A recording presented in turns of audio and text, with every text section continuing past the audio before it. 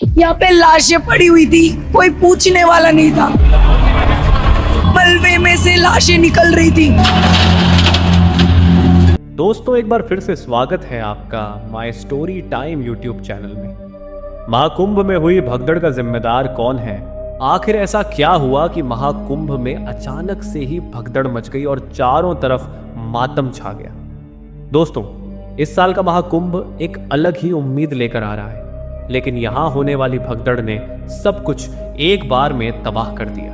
कुंभ में आस्था की डुबकी लगाने आए लोगों में कोई अपने परिजनों की लाश बटोरने में लगा है, कोई अपनी पत्नी को गोद में उठाकर ले जा रहा है, तो कोई पत्नी अपने पति की लाश पकड़कर रो रही है। कुछ के बच्चे उनसे जुदा हो गए तो कुछ का पूरा परिवार ही भगदड़ का शिकार हो गया। पर आखिर ये सब कुछ हुआ कैसे? कैसे आस्था के सबसे बड़े पर्व महाकुंभ को मौत का मंच बना दिया गया? आज के इस वीडियो में आपको कुंभ मेले में भगदड़ से जुड़ी पूरी जानकारी बताने वाले हैं, जिसे सुनकर आप भी हैरान हो जाएंगे। लेकिन हाँ, वीडियो शुरू करने से पहले एक छोटी सी रिक्वेस्ट है। वीडियो के नीचे सब्सक्राइब बटन दिख रहा होगा, उस पर क्लिक करके सब्सक्राइब कर ले और साइड में बेल आइकॉन भी दिख रहा होगा, उस पर भी क्लिक कर ले ताकि आपको वीडियो मिले सबसे पहले। दोस्तों, जो कोई भी महाकुंभ में मची भगदड़ के बारे में सुन रहा है, उसका सिर्फ और सिर्फ एक ही सवाल है कि आखिर इन सब का जिम्मेदार कौन है? तो वो क्या कारण है कि अचानक से भगदड़ मच गई? कैसे उसमें इतने सारे लोग मारे गए? जब भगदड़ मची तो पुलिस प्रशासन क्या कर रही थी? उस वक्त पुलिस कहाँ थी? दोस्तों, सवाल कई सारे हैं। क्या यह मौतें प्रशासनिक लापरवाही से हुई, वीवीआईपी कल्चर को बढ़ावा देने से हुई, या फिर प्रबल आस्था इन सब की जिम्मेदार है?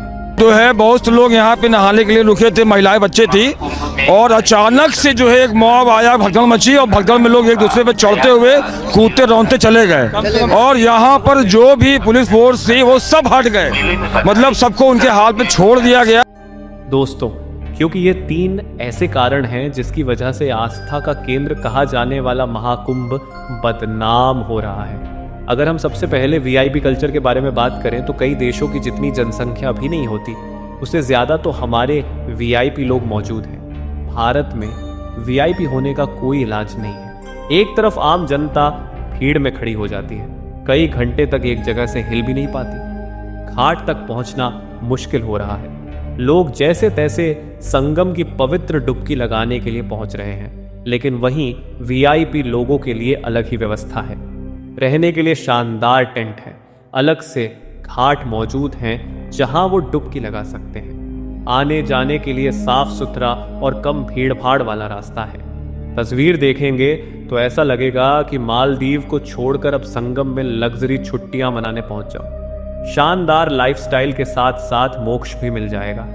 और यह वीआईपी कल्चर आज का नहीं है, बल्कि 1986 के कुंभ मेले में भी भगदड़ मची थी, जिसमें 200 से ज्यादा लोगों की मौत हो गई थी। कहा जाता है कि यह हालात उस वक्त पैदा हुए थे जब उस समय के मुख्यमंत्री वीर बहादुर सिंह कई राज्यों के मुख्यमंत्री और सांसदों के साथ हरिद्वार पहुंचे थे। सुरक्षा कर्मियों ने आम लोगों को नदी के किनारे जाने से रोका, जिसकी वजह से भगदड़ मच गई और भीड़ बेकाबू होने के कारण सैकड़ों लोग मारे गए।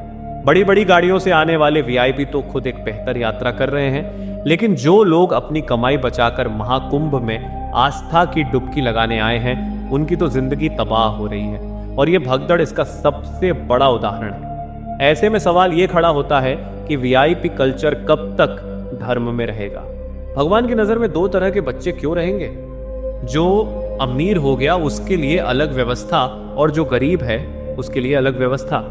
पर दोस्तों, यहां गलती सिर्फ वीआईपी कल्चर की नहीं है, बल्कि इसके साथ ही सरकार पर भी कई सवाल उठते हैं। हालांकि भगदड़ की वजह से जो नुकसान हुआ, उस पर मुख्यमंत्री योगी आदित्यनाथ भावुक होकर कह देने वाली बातें कहते हैं। यह बात भी सच है कि हिंदू धर्म में योगी आदित्यनाथ की आस्था पर कोई सवाल नहीं किया जा सकता, क्योंकि जो इंसान अपना घर बार हिंदू समाज के लिए छोड़ दे, उस पर भला क्या सवाल किया जा सकता है? लेकिन दूसरी तरफ ये बात भी सच है कि इस भगदड़ की वजह से लगभग 35 से ज्यादा लोगों की मौत हो गई। ऐसे में सरकार पर सवाल उठने तो लाजिमी है, क्योंकि सभी को मालूम था मौनी अमावस्या पर भीड़ होगी और ये भीड़ करोड़ों में होगी। इसके बावजूद भी एक जगह पर इतनी भीड़ कैसे इकट्ठा हो गई? अब जिन परिवारों के लोग मारे गए हैं उनके सामने व्यवस्था की तारीफ या आंसुओं की दलीलें कोई मायने नहीं रखती, क्योंकि इस साल के महाकुंभ में उत्तम व्यवस्था और सुविधाओं को लेकर काफी प्रचार प्रसार किया गया था। क्योंकि ये जो महाकुंभ था ये 144 सालों बाद आया था। पूरे भारत की सड़कें महाकुंभ के विज्ञापन और बैनर से भरी पड़ी हैं। सोशल मीडिया पर महाकुंभ की होड़ मची है। जो कोई भी वहां जा रहा है, वहां से लौट रहा है, लगातार तस्वीरें साझा कर रहा है। ऐसे में लोगों को विश्वास होने लगता है कि सब कुछ सुरक्षित है, और इसी विश्वास के चलते मौनी अमावस्या के दिन भी इतनी बड़ी संख्या में लोग महाकुंभ पहुंचे। लेकिन उसका नतीजा क्या हुआ वो हम सभी देख रहे हैं। जनता को विश्वास था कि कुछ भी हो जाएगा, प्रशासन और सरकार संभालेगी, लेकिन उनका ये विश्वास एक ही झटके में चकनाचूर हो गया और लगभग 35 लोगों के लिए काल बन गया। क्योंकि इतनी बड़ी सुरक्षा प्रणाली होने के बावजूद भगदड़ को सही वक्त पर काबू नहीं किया जा सका। अब अगर हम तीसरे कारण पर गौर करें तो ये भी बहुत प्रमुख बात है, जो है लोगों की प्रबल आस्था। क्योंकि महाकुंभ में भगदड़ से पहले कमिश्नर का वीडियो वायरल हुआ जो कह रहे थे कि भगदड़ की आशंका है, और वो बार बार सचेत कर रहे थे। श्रद्धालु सुन लें, यहाँ लेटे रहने से कोई फायदा नहीं है। जो सोवत है सो खोवत है। उठिए उठिए, स्नान करिए, और ये आपके सुरक्षित रहने के लिए बहुत आएंगे और भगदड़ मचने की संभावना है। आप पहले आ गए हैं तो आपको सबसे पहले अमृत मिल जाना चाहिए। सभी श्रद्धालुओं से करबद्ध निवेदन है, उठे उठे उठे, सोए ना। कि जो सोवत है वो खोवत है। ऐसे में वो लोगों को हटने की बात कह रहे थे, लेकिन लोगों की आस्था इतनी ज्यादा प्रबल हो चुकी है कि आप उन्हें यह नहीं कह सकते कि संगम पर आराम मत करो, वहां से जल्दी निकल जाओ। ऊपर से अगर ब्रह्म मुहूर्त पड़ रहा है तब तो लोग और ज्यादा संगम में स्नान करना चाहते हैं। ऐसे में उन्हें रोक पाना मुश्किल हो जाता है। लोग वही स्नान करना चाहते हैं जहां गंगा और यमुना का मिलन होता है। सभी को मौनी अमावस्या के ब्रह्म मुहूर्त में स्नान करना था। अब अगर लोगों से कहा जाए कि आप वहां मत नहाएं, भीड़ है, कहीं भी नहा लीजिए, पुण्य तो बराबर मिलेगा, तो भला लोग कैसे मानेंगे? उनकी तो आस्था इस खास जगह से जुड़ी हुई है, तभी तो इतनी दूर से स्नान करने के लिए आए हैं। ऐसे में लोगों की परम आस्था भी भगदड़ की बड़ी वजह बन गई।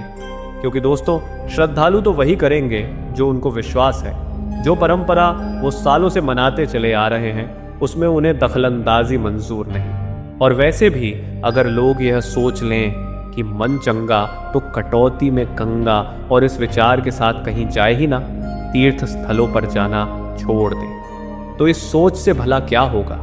तीर्थ स्थलों का तो पूरा महत्व ही खत्म हो जाएगा। ऐसे में लोगों की आस्था पर सवाल उठाना जितना जरूरी है उतना ही खतरनाक भी है। क्योंकि देश की जनता कब कौन सा नजरिया देखने लगे किसी को नहीं पता। ऐसे में आम जनता और देश की सरकार दोनों को ही समझना पड़ेगा कि चाहे सरकार किसी की भी हो, व्यवस्थाएं किसी की भी हो, अधिकारी कितने भी मस्त हो, मौका कितना भी शुभ लोगों का हो, यह समझना पड़ेगा कि भीड़ अच्छी नहीं होती। क्योंकि इतिहास में कई बार कुंभ मेले के दौरान सैकड़ों लोग मारे जा चुके। अभी जो भगदड़ मौनी अमावस्या के दिन हुई वो तो बहुत छोटी है, उससे भी बड़ी बड़ी घटनाएं देखने को मिली। बाकी नॉर्मल तौर पर देखा जाए तो हर कुंभ मेले के दौरान 5 से 10 लोग तो मरते ही हैं। ऐसे में अगर आप कुंभ में आस्था की डुबकी लगाने का प्लान बना रहे हैं तो जरा सोच समझ लीजिएगा, क्योंकि किसी शुभ दिन जाना भीड़ को गले लगाने के बराबर है। अगर आप स्नान करने जाएंगे तो बड़े आराम से संगम में स्नान करके अपने पापों से मुक्त हो सकते हैं। लेकिन यह भी सही नहीं है कि स्नान करने के चक्कर में इतना अंधे हो जाए कि अपना ही नुकसान करवा बैठे। यहाँ कई लोगों की इसी वजह से मौत हुई, जो हमें बिल्कुल नहीं करना चाहिए। बाकी दोस्तों, आपको क्या लगता है, आखिर कुंभ मेले में हुई भगदड़ का असली जिम्मेदार कौन है? कमेंट में जरूर बताएगा। और इसी तरह के वीडियो को देखते रहने के लिए चैनल को लाइक, शेयर, सब्सक्राइब करना ना भूलें। फिर मिलते हैं अगले वीडियो में, तब तक के लिए धन्यवाद।